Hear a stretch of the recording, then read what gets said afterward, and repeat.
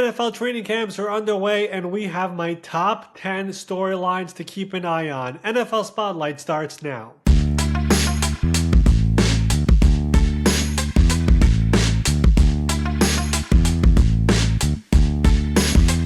Welcome in. It is the Thursday, July 24 edition of the NFL Spotlight Show. I am your host, Ari Meirov. All 32 teams are in camp, as we all know by now, and we've had all the coaches speak. We've had some quarterbacks speak. We have some headlines coming out. We have players holding out, and it's going to be all the pads are officially going to be on over here in the coming days for the teams who have not done so yet. I have my storylines here, like I said in the cold open. Let me bring in my good friend Ben Allen. Ben, what is going on? It is great to see you. Great to see you as well, Ari. Yeah, like you said, everybody's there as far as the teams go. The players, they're not all there, which is, always a case of how's my contract looking. That's up to the agents. That's up to the front office. But most of the guys are there right now. A lot of reasons for us to be excited about football. I know you've got a few reasons why you're excited. Can you take us through top 10 reasons why you're excited, the things that you're looking for, and the storylines we all should be watching out for? This is a first, Ben. For the first time ever, I'm using a notebook. Yeah. That's Oh my gosh. This. Yeah. Unload the notebook, Ari. Yeah. I have my 10 stuff over here. I don't know what order I'm going to go in, but number one, we're going to start over here. The Detroit Lions. I think everybody has them as the NFC North favorites, rightfully so. The division is tough. 3 teams made the playoffs last year from that division, went all the way down to week 18. Awesome team. Great players. Everything is great. Dan Campbell's the best. They lost a lot of key people this offseason. Offensive coordinator Ben Johnson, gone. Aaron Glenn, defensive coordinator, gone. Center, Frank Ragnow, which is a vital part of that team, calling out the blitzes, a guy who was there for so many years, he's gone. A bunch of the other people on the coaching staff are also gone, went out and joined, guys like Ben Johnson in Chicago, Aaron Glenn with the Jets. Some coaches left with them. That is a big deal. That is not an easy thing to replace, especially those 2 coaches who are tremendous. So I'm going to be looking at that Detroit Lions team. New offensive coordinator Johnny Morton, who previously was in Detroit, left, now is back. That was the choice Dan Campbell made. Then Kelvin Shepard, the former NFL linebackers coach last year, he's kind of been groomed as the next man up once Aaron Glenn left. So they were prepared for that one. He is somebody who I remember when I went to the Senior Bowl a few years ago and the Detroit staff did it. I was super impressed by him. I was on the field. His energy is amazing. He's a former player, as we know.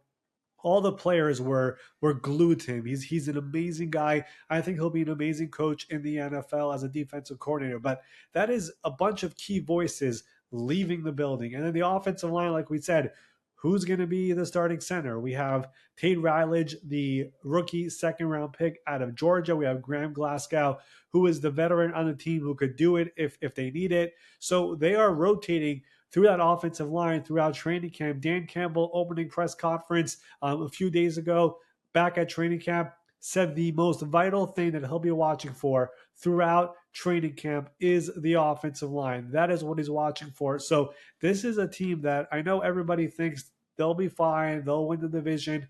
Again, I think they should. That division, though, is stacked. We know Chicago now has Ben Johnson, J.J. McCarthy taking over now in Minnesota. That team won 14 games last year. And, of course, you have the Green Bay Packers as well. So that is one to watch, and we're going to see how it all unfolds over here throughout training camp and the preseason as they get ready for week 1.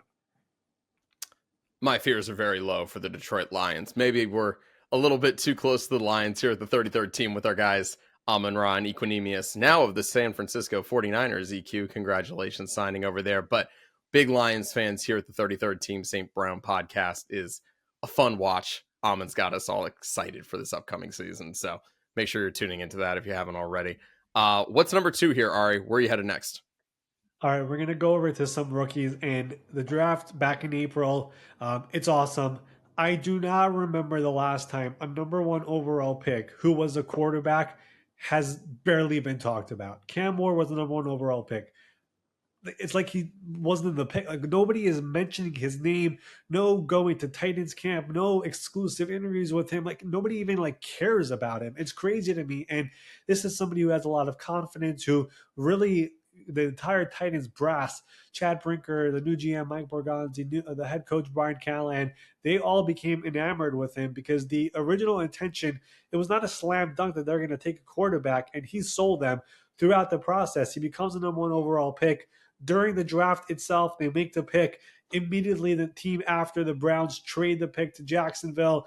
That takes over the storylines there. So they barely talk about Cam Ward on draft night. And throughout mandatory minicamp, rookie minicamp, and now training camp, nobody's talking about him. I'm very curious to see Cam Ward throughout training camp, throughout the preseason. They're going to have preseason games where he will be playing. They have not really officially announced he's the starting quarterback, even though he for sure will be in week 1 versus Denver Broncos. We just found out Will Levis will be out the entire year with shoulder surgery. So it's his job, but nobody's talking about him. It's very weird to me, and I'm excited to see him because, as we all know, he was one of only 2 quarterbacks taken in the first round, with Jackson Dart being the other one later in the 20s. So I'm fascinated to see Cam Ward, and the reality is the NFL was not so excited about him either, because if you look at the 2025 NFL schedule, the Titans have 0 primetime games. So we're not going to see much of him in those primetime slots at all this year, but I want to see him here in preseason to see, is this going to be the next great quarterback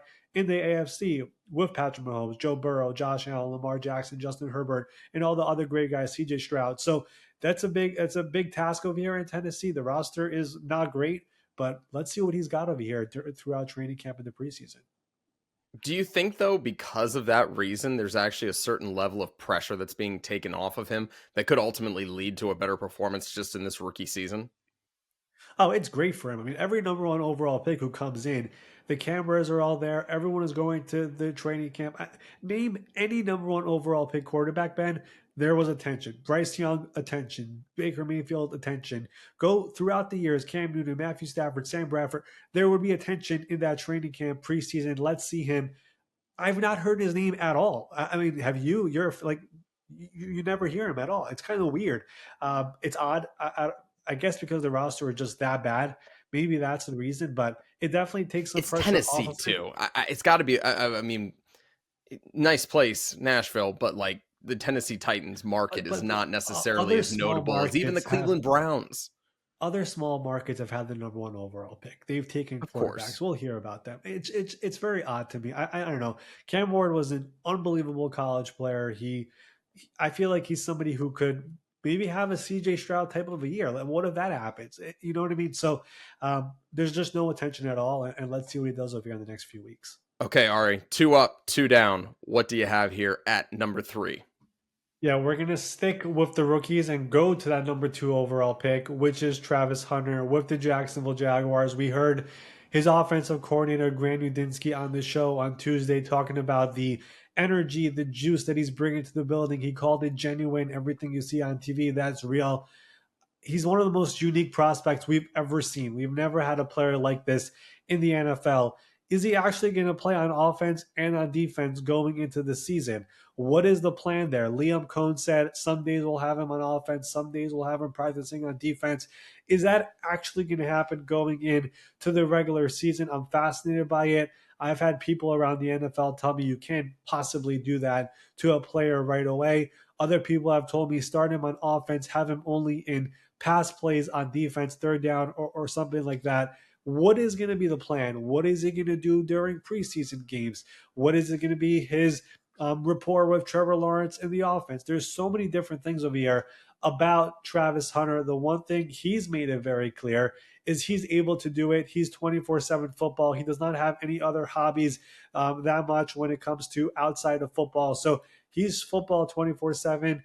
Like he once told a reporter, there's 24 hours a day, 7 days a week. That's more than enough time for me to learn offense and defense and what I have to do going into a game week. Is that actually the plan in Jacksonville? We will see. But let's keep in mind, they traded from number 5 to number 2, and they gave up a lot to get him. So I don't think they were trading up and giving up that many assets just for a receiver or just for a cornerback. So are we going to see her right away? We're going to find out very soon. I think we're going to see him on both sides. I hope we see him on both sides. I hope it's a Shohei Ohtani situation where you're getting the best of both worlds. So I think that's a fair thing for all of us to hope. And until they prove us otherwise, let's going to make the assumption that that is the case.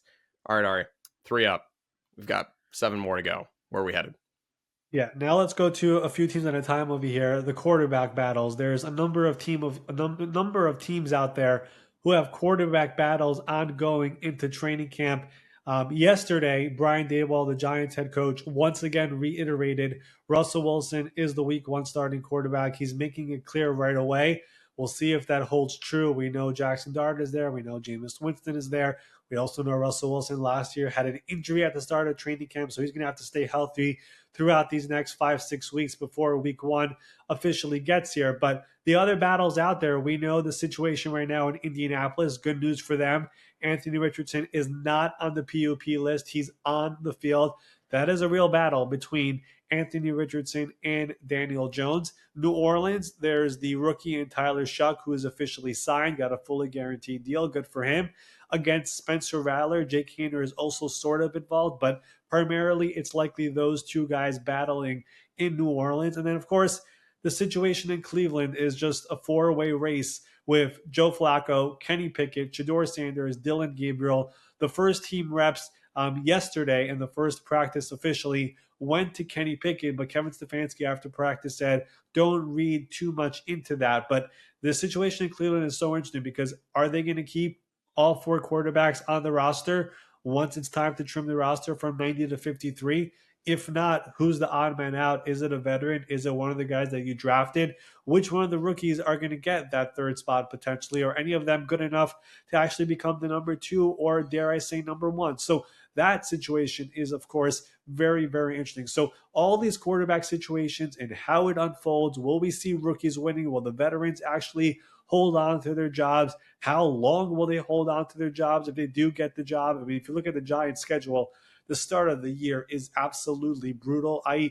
If Russell Wilson is the Week 1 starting quarterback, he better perform really well the first few weeks, or else it's going to be no time before they start calling for the rookie in New York. So those quarterback battles are definitely ones to watch over here. And the other thing about it, by the way, is some of these teams, there are only so many reps out there. So how long will these coaches actually allow the competition to go? At some point, you want your other 10 guys to be involved with the starting quarterback and getting ready for the regular season. So when will these coaches officially announce, hey, you're my guy, you're getting all the reps, you will be the Week 1 starting quarterback? Some teams wait all the way till the end of training camp. Some teams announce it after 1 week of preseason or 2 weeks of preseason. So that element is also one to watch over here. A lot of quarterbacks, a lot of guys that want to keep playing. I'm just excited for when everyone gets hurt with the Cleveland Browns and all of a sudden Kirk Cousins is there. Like, that's the drama I want. We're always rooting for drama, Ari. I need more drama. We have any drama coming up with these storylines to watch? There's a lot of drama. I've not gotten even into the drama ones. If you want us to, let's do that. Yeah, Let's let's jump talk ahead. about let's jump to the drama. We have all the extensions out there that are yet to happen around the NFL. We know of the guys who are holding out. You have the Trey Hendrickson, you have the situation with Terry McLaurin, you have James Cook in Buffalo, who the head coach, Sean McDermott, said he expects him to practice. We'll see if he actually does. We have the Shamar Stewart situation right now, which is still ongoing in Cincinnati. There's a Quinshon Judkins situation in Cleveland with a very serious off-the-field situation. So all of those contract situations are up in the air. But then you have all these other players who are also waiting for extensions. We know Micah Parsons in Dallas is a pretty big one. Aiden Hutchinson in Detroit is a pretty big one. You look around the NFL, will the Kansas City Chiefs continue extending players like a guy like Trent McDuffie? Will the Ravens get all those extensions that they have on the table with Lamar Jackson, Kyle Hamilton, Tyler Lindenbaum, Isaiah Likely, Ardarius Washington? Like, they have a bunch of guys who are eligible for new deals down there in Baltimore. The running backs, you can look at Kyron Williams with the Los Angeles Rams. You have a lot of different players out here who are waiting for new deals. Rashawn Slater might become the highest paid offensive tackle in football history. You have some other offensive linemen who are not household names, like a Bernard Ryman, a Luke Gedeke. Those guys are extension eligible. Tampa Bay, Gedeke is extension eligible. Zion McCullum, the cornerback, is extension eligible. Cade Otton, a super underrated tight end, extension eligible. So there are a lot of guys over here who need new deals around the NFL. We've seen a bunch get done over here in the last few days. We saw Zach Tom in Green Bay, Garrett Wilson, Sauce Gardner, TJ Watt, Trey Smith.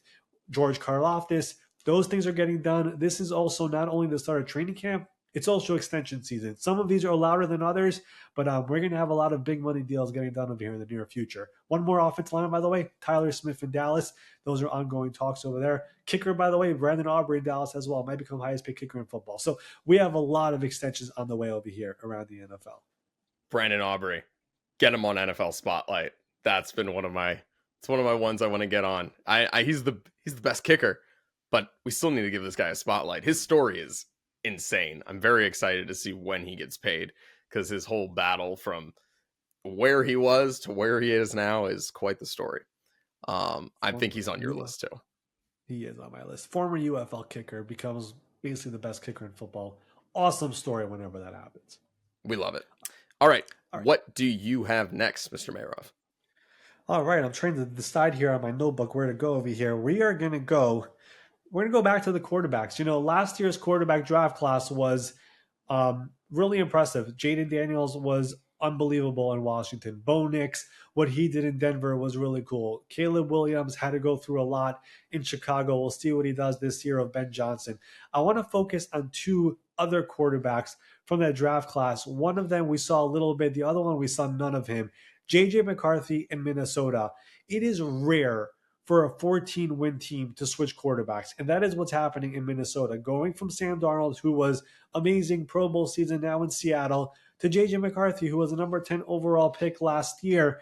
There's a lot of veteran players on this team over here who had Sam last year, and they saw the team move on. They don't know what to expect out of J.J. McCarthy. They saw glimpses of him last year at the beginning of camp. They got one preseason game out of him.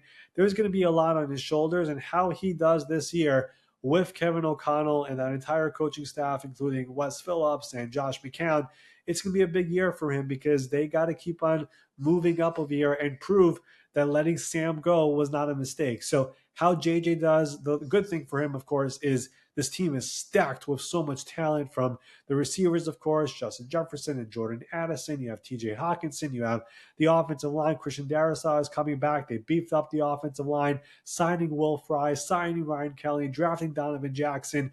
They have Brian O'Neill at right tackle. Like, this is a team that has pieces. Aaron Jones in the backfield, Jordan Mason trading for him, one of the sneaky pickups here in the offseason. And the defense, of course, of Brian Flores, one of the best in the NFL. We might have a spotlight guest coming up from that team here very, very soon. So how he does over here this year is going to be fascinating, because they really need to have him come in, hold the ship together. He does not have to be Superman, because, again, that team is loaded, but he can also lay an egg, because if he does, it's going to be some serious problems down there in Minnesota, again, in that NFC North. The other one is Michael Penix Jr. We saw 3 games of him last year. That Sunday night game versus the Washington Commanders, throwing the touchdown to Kyle Pitts late in the game. That was fun. The final game of the year, which was irrelevant, had no playoff implications. He and Bryce Young just went back and forth, if you guys recall. It was a very, very high-scoring game. I want to see Michael Penix Jr. this year and what he does, taking over the reins as QB1. Kirk Cousins is still there, the highest-paid backup quarterback in football, but this is now Michael Penix's team, and there's a bunch of young guys around him with Bijan Robinson, with Drake London. Kyle Pitts is still there for now. So we're going to see how he's able to do with this team, working with offensive coordinator Zach Robinson. And if the Falcons can finally get over the hump and make the playoffs after a bunch of years in a row of just being mediocre. And this is the future. This is what Raheem Morris wanted. He wanted this quarterback. He identified him as the future of the team. He did not think it's going to happen after just 1 year. He thought it'll be at least 2 years. But here we are this year. Those two quarterbacks, 2024 draft class, how they do this year. Can they get their teams to the playoffs? That is definitely one to watch as well. All right, Ari. We are on the back half of the list. You got your notebook ready for who's going to be coming up here on the next turn of storyline to watch here in training camp? I'm going to stick with the quarterbacks, and we're going to go from the young ones to the veteran. Aaron Rodgers in Pittsburgh. Aaron Rodgers in Pittsburgh. What is going to be Aaron Rodgers in Pittsburgh? How is it going to look? Is he going to have some sort of a vintage type of a year there with the Steelers? Because we saw the 2 years with the Jets. First year, not necessarily his fault with the Achilles. Second year, winning only 5 games, playing all 17 games. Not exactly the way he wanted to go out. He gets this chance in Pittsburgh with Mike Tomlin, with Arthur Smith, these new players on the team like the Jonnu Smiths and the DK Metcalfs and the Jalen Ramseys and Darius Slays. They got TJ Watt paid, of course. Is Aaron Rodgers going to be able to? He said this is likely his final year. Is he going to be able to make it a memorable one, make it to the playoffs, maybe win a playoff game, or is it going to be another dud? And everyone's going to remember the back end of his career just being a not so great one. So I think the reason he did not retire is because those 2 years with the Jets were so sour. It's not a great note to leave like that. We have not really, since minicamp ended, we have not heard from Aaron Rodgers much. We're going to see him over here in training camp the next couple of days. I think he is scheduled to speak to the media. So we're going to see how he's able to do over here with this offense. This offensive line, by the way, with the Steelers, not talked about enough the way they've revamped it with a bunch of young talent. They've drafted guys over the last couple of years. Zach Frazier is slowly becoming one of the better young centers in the NFL. They've drafted Broderick Jones, Troy Fautanu. They obviously have Isaac Seumalo, the veteran over there. So they have some guys on the offensive line that will definitely help the situation over here for Aaron Rodgers to get some protection. But how it all looks for a 41-year-old quarterback in Pittsburgh, the final year of his career, I'm super curious about it. Potentially final season. Who knows, Ari? Aaron likes to drag things out. We'll see if we can find one more year for him. The Minnesota Vikings, maybe JJ McCarthy doesn't work out and he says, hey, I just added one more destination on my Brett Favre journey. That's a storyline to watch. That's why I don't do the lists. All right, Ari, what's next? All right, we're going to get into the offensive lines over here. I'm going to focus on two of them. Every team, for the most part, has offensive line questions. We briefly talked about the Detroit Lions as our first topic about Frank Ragnow retiring, but two AFC teams I'm looking at, Kansas City and Houston. Kansas City, of course, traded away Joe Thuney this offseason, who was arguably their MVP last year with the way he moved around the offensive line and kind of made their left tackle hole not look as significant as it was until the Super Bowl, of course. But they had to revamp it this offseason. They move on from Joe Thuney because they were going to extend Trey Smith, which they did. They signed Jalen Moore, who was the backup to Trent Williams in San Francisco, for $15 million per year. Then they draft Josh Simmons, and they kind of get lucky because he falls all the way down there to pick number 30, 31, whatever it was. He is right now projected to be their starting left tackle this season. And he is somebody who, if not for the injury, definitely would have gone earlier. Kansas City was okay with the injury. It was a serious injury, a patella tendon for an offensive lineman. Difficult injury to get back with. Did not start on PUP. He's right there, out there immediately. And they have him at left tackle right now. They have Jawan Taylor at right tackle. They're actually using Jalen Moore as the swing tackle as of right now. Kingsley Suamamita, their second-round pick from last year, is currently slated to be the left guard. There's a lot of moving parts over here when it comes to the offensive line, and let's see how it all unfolds with them. Obviously, protecting number 15 is a very big deal. And then the other one, the Houston Texans completely revamped their offensive line, moving on from Laramie Tunsil, Shaq Mason, Kenyon Green, signing Trent Brown, signing Cam Robinson, using a second-round pick on the Minnesota offensive tackle, who I'm still trying to pronounce the name correctly, so I won't do it yet. There's a lot of movement on the offensive line as well when it comes to the Houston Texans. It was not great last year in front of CJ Stroud. It was a very, very big problem. And let's see how it all unfolds this year. Who wins those starting jobs? It's all up in the air right now. They have a new offensive coordinator as well with Nick Caley, who's coming over from the Los Angeles Rams. Bobby Slowick is no longer there. So that Houston team and the offensive line primarily definitely wants to watch over here with two AFC teams who obviously have super high aspirations. Kansas City trying to get back to the Super Bowl, and Houston, of course, trying to get even further than the divisional round. Two teams with offensive lines to watch, two topics to get to. Which are you going to hit next? All right, the next one over here, I'm trying to go through which one should I do next over here. And the team that there's a bunch of teams I'm intrigued by, but there's been a lot of change with this one, and I'm kind of intrigued by them because I think everybody has them as the fourth place team in the division, and maybe they will be. But the Las Vegas Raiders, this new look Raiders team, new GM John Spytek, new head coach Pete Carroll, who's not there to rebuild. like he said the other day, we're going to win a bunch of games. I don't have time for all the other stuff. New quarterback, Geno Smith. New running back, Ashton Genty. You have Brock Bowers there, of course, who had one of the greatest tight end years in NFL history last year. Chip Kelly, new offensive coordinator. Chip Kelly just being an offensive coordinator, not a head coach, put him in his office to make plays, the fast paced offense. This team is super interesting to me. I think the offensive line also, a lot of people have wondered about it. I think that's an above average offensive line in the NFL. The defense, we'll see how it comes together. They're still waiting on Christian Wilkins over here to see if he's able to come back from this foot injury. Malcolm Kuntz is back after missing the entire year last season with the ACL injury. Of course, you have Max Crosby there, who's one of the very best pass rushers in the NFL. But I look at this offense, I have a feeling it could be a sneaky fun offense this year. Like I said, with Chip Kelly calling the plays, Geno Smith is a very, very good quarterback. I think he's proven that in Seattle. His best years were with Pete Carroll. They have a very, very close relationship. But you look at the players on this team with Genty and Bowers and Jacoby Myers, like I kind of have a feeling this could be a team that could be putting up points every single week on Sundays, and not many people are really talking about it. So I want to see the Raiders over here in preseason. I'm assuming they're going to play their guys over here at least one game, at least one drive, whatever it is. But I think this is a team that could be sneaky fun going into the year, and I don't think they're really getting much attention over here. Everyone's talking about the Chiefs, rightfully so, the Broncos and what they've done offensively and defensively, making the playoffs, and of course, the Chargers and Jim Harbaugh and Justin Herbert also making the playoffs last year. But keep an eye on the Las Vegas Raiders. I have a sneaky feeling about them. All right, Ari. And then there was one. What is your final training camp storyline to watch?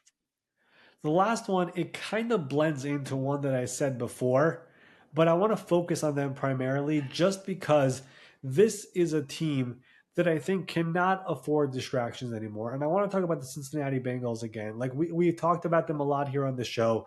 The Trey Hendrickson situation, it's up in the air. We spoke about it yesterday. The Shamar Stewart situation, that is also up in the air. But I want to once again mention just watching the quarterback series that just came out with Joe Burrow. Joe Burrow was very adamant last year at the end of the season about things have to change. We got to get moving. I'm sick and tired of seeing our best players leaving the building. And the Bengals made some movement towards that this offseason by extending Jamar Chase and extending T. Higgins, but they have not fully addressed the offensive line. They signed a couple of guys, but I think there are some potential glaring holes there when it comes to the interior. And then you look at these contract situations, which are distractions. Like he spoke about it yesterday. He did not go all out and attack the team the way I thought he might. He didn't, but he did say it's unfortunate that it's kind of happening right now with Trey, with Shamar. This is a team that has aspirations to go far. And last year they started 0-3. This year they want to have a faster start. If you look at the situation, like Zach Taylor said, we're going to play Joe Burrow more than ever in the preseason. Maybe that's going to help. But I think part of it also is fixing some of the distractions. I mean, last year, Jamar Chase did not get his deal. He was not himself in week one versus the Patriots in that game because the contract was in his head all offseason long, all training camp long. He was wearing a ball cap throughout training camp and not practicing. And then he's showing up in week one. He wasn't even sure if he's going to play in that game. His agent told him he should. It's more about, could we get all this other stuff figured out already and get this team all the way in, have all our guys in the building. You have a new defensive coordinator in Al Golden. It's a new scheme. You're missing two of your most important players. It's about when are they going to get moving over here and really go all in for this year, because the talent that is on this team, they're in the prime of their careers. If you're about winning, you should not be having these little holdups that they're having over here. So I want to see, when are they going to fix this? Are they really going to drag their feet week one of preseason, week two of preseason, week three of preseason, finally get it done on August 28th? And now these two guys have to get ready for the season week one with a week to go. Is that really the way it's going to be? Or are they really going to step forward over here the next week and just figure it out, get it done, have everyone there, good vibes? Again, I mentioned this 2 weeks ago or a week ago when we were on Check the Mic with Sam Monson. Ben, you were there also.